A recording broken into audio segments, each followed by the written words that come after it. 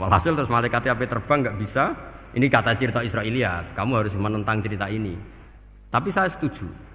Singkat cerita, pertanyaannya adalah, mungkinkah malaikat melakukan kesalahan? Padahal termasuk salah adalah protes kepada Allah Subhanahu wa ta'ala. Itu dijawab oleh Imam Qurtubi, hum awamul malaikah. Itu awamul malaikat. Jadi kita harus membedakan malaikat yang papan atas, yang ashos. Kalau dalam tafsir modern disebut malaikat sing ashos, kayak Jibril, Mikail. Ada malaikat awam. Nah, yang awam ini ya biasa, yang bilang qalu ataj'alu fiha ma yufsidu fiha wa yasfikut wa nahnu nusabbihu bihamdika nuqaddisu lak. Itu kan paradok. Paradoknya, ya Allah, engkau mengangkat Adam jadi khalifah itu kayaknya salah. Harusnya kan ngangkat kita, karena kita ini yang selalu mensucikan engkau. Loh, mensucikan Allah, kok nganggep Allah mungkin salah dalam bikin keputusan. Makanya hati-hati kalau baca tasbih. Kalau baca tasbih, kalau Allah Maha Suci, ya sudah suci dari segala kesalahan, kekurangan. Jika wiridannya Rasulullah yang diajarkan kita, subhanallah bihamdi adada khalqi wa ridha nafsi wa zinata arsy midada kalimati. Jangan subhanallah pakai versi kamu. Allah Maha Suci. Ternyata kamu punya khayalan tentang Allah.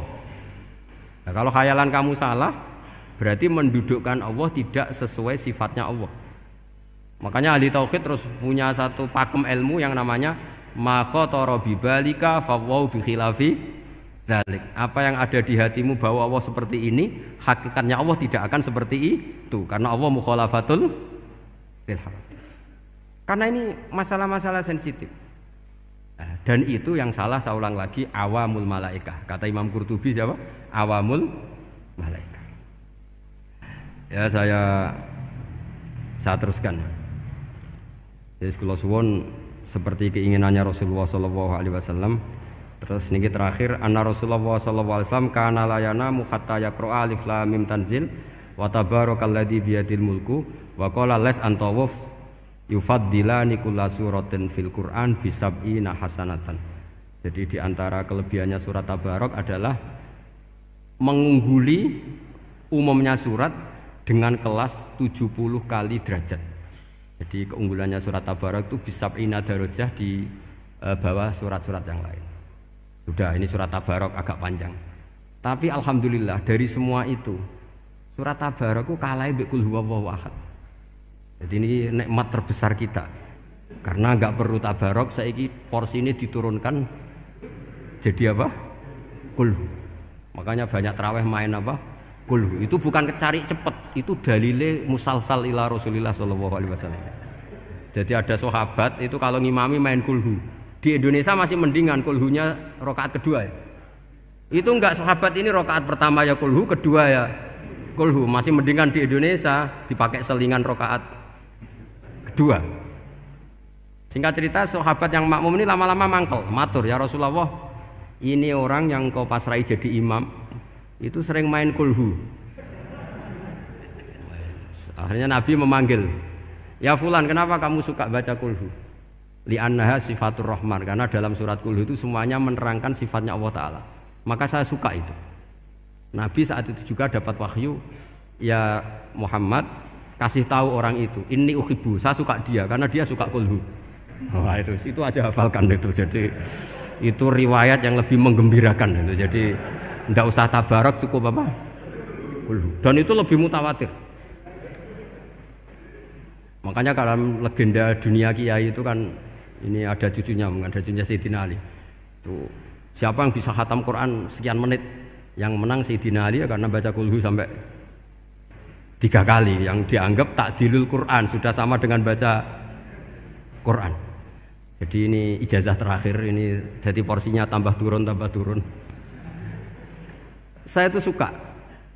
Saya itu punya banyak penggemar lah di Jogja, di Jakarta. Memang agama ini harus mudah. Saya itu kalau baca kulhu itu sampai nangis. Nangis saya bukan karena faham atau haru, itu enggak. Sebaik itu Allah. Masa gara-gara hafal kulhu, main kulhu dicintainya? Ya karena memang Allah benar-benar zat yang baik. Makanya saya punya teman itu kurang ajarnya, masya Allah. Kalau tes ditanya rukun Islam berapa, nawakidul wudu berapa, muftitatus sholat berapa, semuanya dijawab la ilaha illallah. Terakhir ditulis kafir Pak sama anak nyalano iki. Nyalano la ilaha illallah kafir apa ndak? Gurune bingung kan akhir. Di ek iku la ilaha illallah kok di ek. Akhirnya bocah diceluk, "Cung maksudem piye?" "Mun nek sampean wani ngeek Pak, kafir Pak." Akhirnya sugahno ribet-ribet. Pertanyaan apa tuh? Ma mubtilatus sholat la ilaha illallah. Nah gitu wudu ya. Tapi jangan tiru lho. Lah gurune apa ngeek gak wani, kafir. Siapa yang berani ngeek la ilaha illallah? Ya ana meneh sing mboweli. Angin belinge ku disurati wong tuane. Kula nu mondok sarang era kuno, dadi ijek lugu wong. Surati wong tuane, kowe gak susah, wong tuamu disurati. Tenang ya Gus, bapakku buta huruf. Dadi wis disurati, gak ngefek wong bapake buta huruf. Nah, di Islam, saya ulang lagi di Islam. Dengan tanda kutip kesalahan-kesalahan kecil gini ku zaman Nabi, sahabatnya Nabi, iku kabeh ku dadi berkah. Makanya enggak ada ilmu sebarokah kayak zaman Nabi. Wong goblok wae dadi berkah. Sampai Nabi ngendikan aksaru ahlil jannah al-bulu, akeh-akeh penduduk swarga iku wong goblok. Mergo wong goblok iku piye? Apa dimangkeli iku ya gaweane pangeran. Nabi itu pernah disomasi wong goblok. Itu ya piye? Nabi kan cerita kiamat tuh gini. Yang kemarin enggak jadi itu. Kiamat di Indonesia kan berapa kali ya? 999 terus 2000 berapa? 12 terus Jumat apa kan sering mau ada kiamat tuh. Saya sering ditanya tamu, "Gus, ngenteni kiamat teng putih. Enteni ning kene barang aku aneh-aneh." Wong karuan layak alamuha illahu bokas-bakas. Nak misalnya tenan piye, Gus? Ya tenan sing enek kowe sik, anak aku gak. Wah, sesuk tajak ngenteni kiamat ora sida kiamat. Aneh-aneh. Saya ulang lagi. Ketika Nabi cerita dasarnya kiamat itu sahabat itu enggak mikir. Padahal mereka orang-orang pinter. Si mikir wong desa malah. Ya Rasulullah mata sa'ah. Engkau itu cerita kiamat terus tapi enggak jelas tanggalnya. Lalu itu kapan? Wah kaget sahabat. Oh, pinter juga. Kalau cerita itu ada tanggalnya dong. Ini kan cerita terus tapi enggak jelas tanggalnya. Apa diamuk wong desa? Ora diamuk mangkelno. Nabi meneruskan tentang ahwalil kiamah, masih nerangkan ahwalil kiamah. Dibaleni lagi. Ya Rasulullah mata sa'ah. Lalu kiamat itu kapan? Ini kalau ijazai, jadi bodoh tapi untuk ridhanya Allah Ta'ala pun. Kalau lah kadang jadi pinter gue nyesal. Ribet. Dikongkon Pak Najib barang ini akhirnya. Gara-gara pinter. Padahal kok ya wong bodoh lah mlebu swarga, ribet kan? Direwangi dadi wong alim, sebelum kok wong bodone ya melok mlebu swarga. Wong gelombang kedua itu pengumumannya siapa pencinta Nabi, pencinta wong alim masuk swarga. Yang pertama seleksinya agak ketat. Yang kedua itu ya muhibbin mun cukup mun. Jadi sebenarnya swarga ya ketemu wong ra jelas-jelas nih. Wah repot ya. Akhirnya ketika Nabi gak jawab, sahabat itu banyak yang analisis kariha maqala, lam yasma, ada yang bilang lam yasma. Memang Nabi tidak dengar. Ada yang analisis sami'a wa kariha maqala. Sebenarnya Nabi itu dengar tapi enggak suka karena pas khutbah di-cut, diinterupsi. Karena diulang-ulang lagi akhirnya akhirnya Arabi tadi mengulang-ulang lagi. Akhirnya Nabi jawab.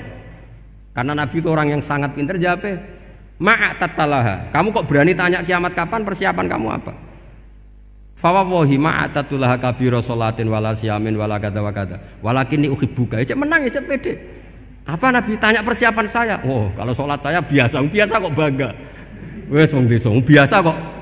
Fawawahi ma'atatulaha kabira sholatin, saya sholatnya biasa, puasa biasa. Maksudnya sing wajib-wajib tok lah, ndak aneh-aneh. Tapi walakinni uhibbuka, tapi saya ini mencintai engkau. Apa jawabannya Nabi? Almar'u ma'aman ahabba. Dan itu melegenda seluruh dunia, baru kayak Bedui. Jadi semua orang yang hafal hadis almar'u ma'aman ahabba atau anta ma'aman ahbabta, itu barokatu hadal badui, karena berkahnya orang Bedui. Dan hadis itu mutawatir karena dikatakan Nabi ketika khutbah, orangnya banyak yang hadir banyak. Barokahnya orang Bedui, gak disopan santun. Mukjizatnya Nabi seringnya gara-gara orang Bedui. Nabi khutbah Wis khutbah cerita akhirat, cerita kebaikan. Ya Rasulullah, kok khutbah mohon bakas akhirat kebaikan. Sekarang itu tidak ada hujan, halakatil amwal. Sekarang harta hilang semua. Hewan-hewan sudah mau mati semua karena apa?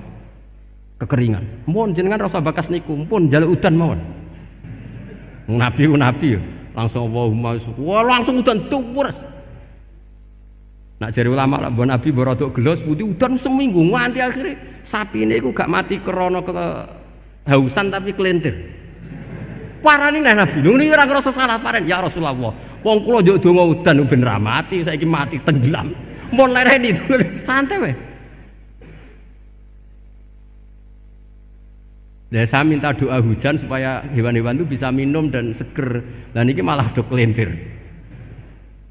Akhirnya Nabi itu nuruti meneh. Allahumma hawalena wala alena Allahumma alal akam wa dzirab sak terus. Itu wong desa. Betapa barokahnya wong desa iki orang tahu. Betapa Rasulullah itu sekali ngendikan alam itu harus tunduk. Jadi min mu'jizati Rasulullah sallallahu alaihi wasallam itu sekali ngendikan alam itu harus ngikuti. Jadi Nabi misalnya ngendikan hujan, itu panitia hujan, malaikat hujan harus nuruti. Nabi ngendikan berhenti juga harus berhenti. Makanya enak jadi Nabi itu. Tapi kamu nggak mungkin, sudah tutup, sudah tidak mungkin. Makanya Nabi itu pernah minta dalam satu maidah, ya fulan saya ambilkan dirok. Dirok itu kaki kambing yang depan, diambilkan. Ambilkan lagi, diambilkan. Ambilkan lagi ya Rasulullah, bukankah kambing hanya punya dirok dua, kaki depan dua. Andaikan kamu bilang iya, maka akan selalu ada dirok selagi aku minta-minta. Karena alam ini akan mengikuti. Jadi Nabi misalnya mau dahar gitu ya, kok Nabi ngendikan ya Jabir ini jangan kamu entas, yang entas harus saya. Ini cukup untuk makan orang banyak. Nabi sekali ngendikan cukup. Nasi ini punya konstitusi, harus cukup. Karena Nabi ngendikan cukup. Itu hebatnya Nabi. Beliau punya spesial. Alam ini harus nurut sama beliau. Makanya disebut wadhabu wal ghazala yasyadani laka birrisalah. Semuanya itu harus tunduk. Nah, akhirnya syafaat-syafaatnya Nabi itu gara-gara wong desa-desa. Saya itu pengagum wong bodoh ya, termasuk hadisul Arabi tadi. Ada orang desa tanya, ya Rasulullah nanti kalau saya mati itu yang ngisap siapa ya? Allah ya. Wah bagus lah, terus mulai. Barang mulai, abe guya-guyu. Nabi piye karpe? Dipanggil lagi. Ya Arabi, kenapa kamu tertawa-tawa terus pulang? Ya baguslah kalau yang ngisap Allah. Selama ini hubungan sama Allah saya baik-baik saja. Tapi Nabi muji faqhu hadzal Arabi. Wis pinter kowe cong ngono. Terus pernah lagi ada orang Bedui tanya, hal yadhakur rabbu ya Rasulullah, apakah Tuhan itu pernah senyum, pernah tertawa? Naam, kata Nabi, ya pernah. Lan na'dima min rabbin yadhaku khairan. Kalau Tuhan pernah senyum, pernah tertawa, wah orang kalau pernah tertawa itu pasti baik. Ya baguslah, enggak apa-apa. Jadi makanya ini unik ya, Islam itu agama yang unik. Agama yang berkah, yang alimnya ya ketulungan, yang bodoh juga ketulungan. Karena memang agama ini untuk semua, lil alamin, untuk semua. Maka kata Imam Ghazali, Allah mengutus Nabi itu diutus ke raja-raja, fuqara, diutus ke birokrat, diutus ke apa saja. Ila jami'i sunufin nas, ila jami'i asnafin nas. Bahwa semua yang mengapresiasi kenabiannya Nabi itu mulai raja, pedagang, PNS, birokrat, orang miskin, orang apa saja yang mengapresiasi dakwahnya Rasulullah Shallallahu Alaihi Wasallam. Al-Fatihah.